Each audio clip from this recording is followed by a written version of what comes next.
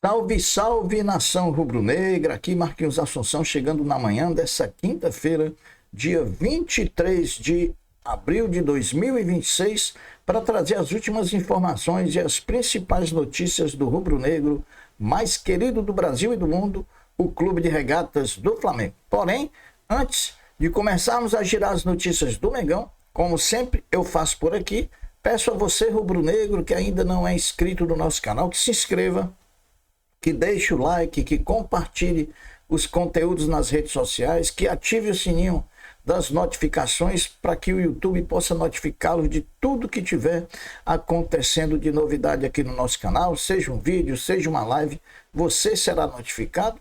E por fim, que você possa hypar esse vídeo para que a gente tenha um alcance maior dentro da plataforma. Dito isso, vamos às notícias do Mengão, porque aqui não tem enrolação. Começou mais um desafio para o Flamengo.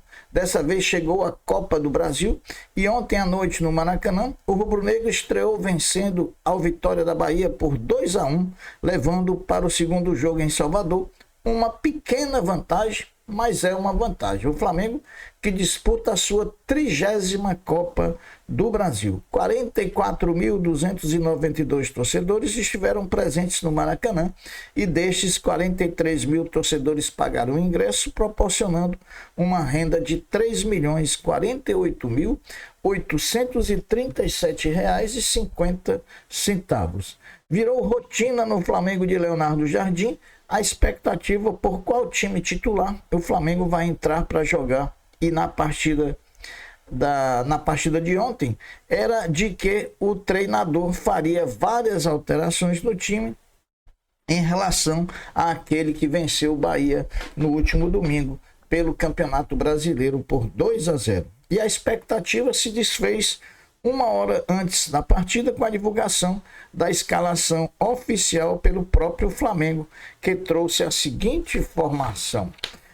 O Flamengo começou com Rossi, Royal, Danilo, Léo Ortiz e Ayrton Lucas, Everton Araújo, De La Cruz, Luiz Araújo, Cebolinha, Pedro e Bruno Henrique. A primeira expectativa foi desfeita com a divulgação da lista dos relacionados, que veio com a presença de Jorginho, além de todos os outros jogadores, com exceção Pulgar, Lucas Paquetá e Carrascal. Jorginho foi relacionado, começou no banco e não entrou durante a partida. Agora falaremos um pouco do que foi a partida Flamengo 2, Vitória da Bahia 1. O Flamengo começou muito bem, controlando o jogo, imprensando o adversário, mas mantendo uma tradição que já vem de longo tempo e principalmente nos últimos jogos, a de perder muitas oportunidades claras e reais de gol. Mas foi em demasia a quantidade de gols perdidos que o Flamengo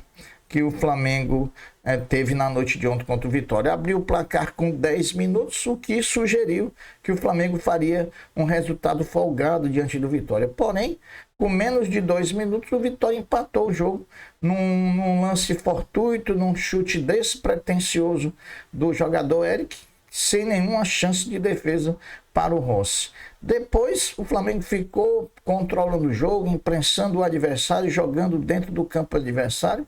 Foi um massacre em termos de chances e finalizações, porém, esse massacre não se traduziu em números de gol. Terminamos o primeiro tempo 1-1 e viemos para o segundo tempo muito mais incisivos.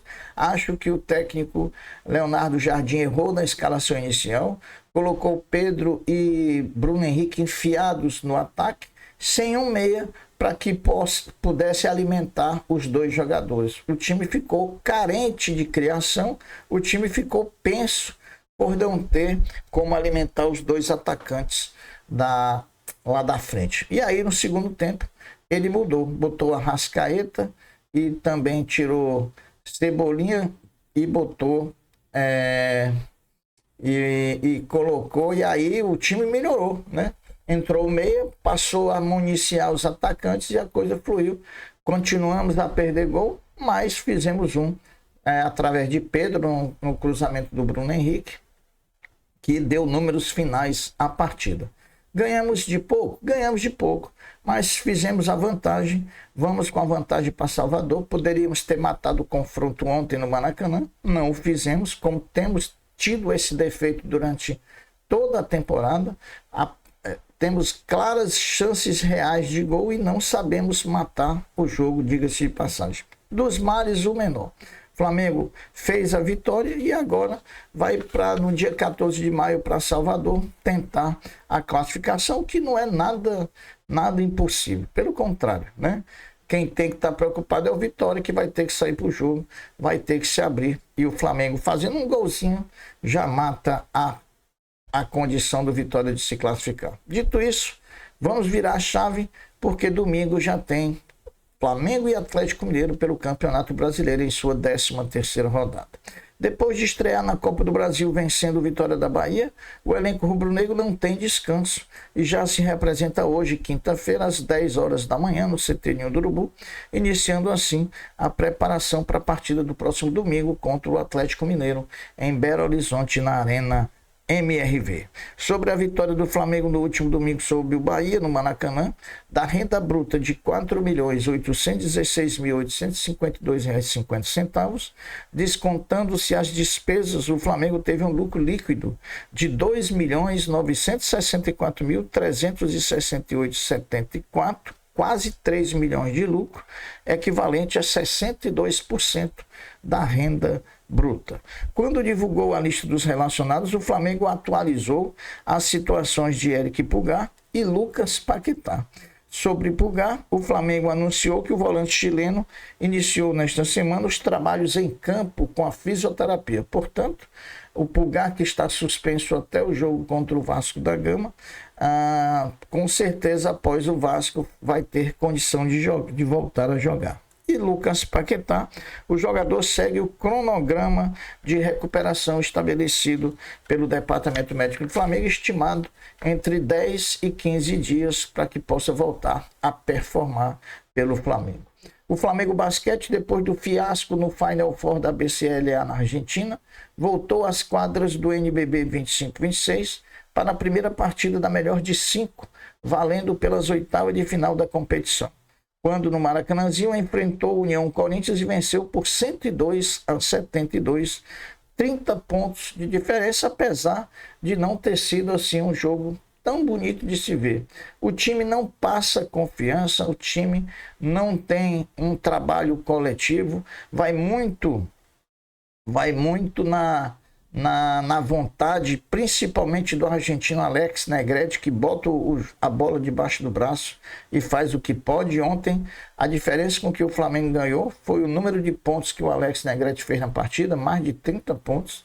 Então, é um time que a gente está só esperando a hora de acontecer, mas confiança zero nesse time de basquete do Flamengo. Uma pena a gente dizer isso, porque o basquete sempre foi um dos times que nos deu muita alegria para torcer pelo Flamengo. Estamos na torcida, como sempre estaremos, mas confiança de um bom resultado, eu acho que tem dia e hora para acabar. Agora o basquete do Flamengo faz 2 jogos fora de casa contra o mesmo União Corinthians. Veja as datas e horário das transmissões. Jogo 2 será no sábado, dia 25, às 18 horas, com transmissão da Flamengo TV. E o jogo 3, dia 27, segunda-feira, às 20 horas, também com transmissão da Flamengo TV. E o que chama atenção é que nada de Alexei Borges, o armador titular do Flamengo. É um mistério essa lesão do Alexei, e o Flamengo não se manifesta, não traz um boletim, não diz a previsão de volta, e a gente fica todo o jogo aguardando a presença do Alexei e nada do Alexei. Incrível, mas realmente a comunicação do Flamengo em relação ao basquete está deixando muito a desejar. Ontem, quarta-feira, o Flamengo Sub-20 voltou às disputas do Brasileiro da categoria, enfrentando na Gávea o Fluminense pela 7ª rodada da competição. Ao final da partida, o rubro-negro venceu por 1-0 o gol do argentino Sayago, que veio do River Plate. O rubro-negro começou a 7ª rodada na 7ª posição com 10 pontos e agora ocupa a 5ª posição na tabela de classificação, voltando a jogar pela competição no próximo sábado, dia 25, às 15 horas na Gávea, contra o Cruzeiro. Sobre o nosso vôlei, que amanhã joga seu destino na Superliga Feminina de Vôlei, enfrentando o Praia Clube no Maracanãzinho, segue treinando, esperando a hora da partida, já que tem os ingressos esgotados, portanto, mais ou menos 10 mil rubro-negros estarão apoiando o time rumo à final da Superliga. O técnico Bernardinho precisa deixar de ser um pouco teimoso e dar a oportunidade de começar a partida para a levantadora Vívia e também para a ponteira Helena, as duas que têm entrado nas horas difíceis e têm dado conta do recado, foram sendo importantíssimas as duas na virada heróica da segunda partida da semifinal contra o Praia, que permitiu estarmos na terceira partida com chance de estar na final amanhã. Então, Vívia e Helena estão entrando bem, Bernardinho precisa dar oportunidade para que elas comecem jogando, não só entrando quando estão no sufoco. 4 jogos fecharam ontem a primeira rodada das oitavas de final do NBB 25-26. Flamengo 102, União Corinthians 72, Franca 94, Botafogo 68, Brasília 73, Caxias 64 e São José 70, Mogi 75. Saíram na frente ao final da primeira rodada do NBB os times de Corinthians, Pinheiros, Minas, Paulistano, Flamengo, Franca, Brasília e Mogi. Olha, um jogo que não foi muito agradável pelo resultado, o jogo do Flamengo contra o Vitória da Bahia, mas do ponto de vista plástico, vimos um time criando muita oportunidade de gol. Como disse o nosso treinador Leonardo Jardim na entrevista coletiva, uma hora a bola vai ter que entrar. E aí nós vamos fazer gol em profusão. Eu sou Marquinhos Assunção e essas são as notícias do Flamengo dessa quinta-feira, 23 de abril de 2026. Eu vou ficando por aqui, deixando até breve, até logo, dizendo fiquem todos com Deus, porque eu sempre estou com ele. Saudações rubro-negras. Fui, tchau.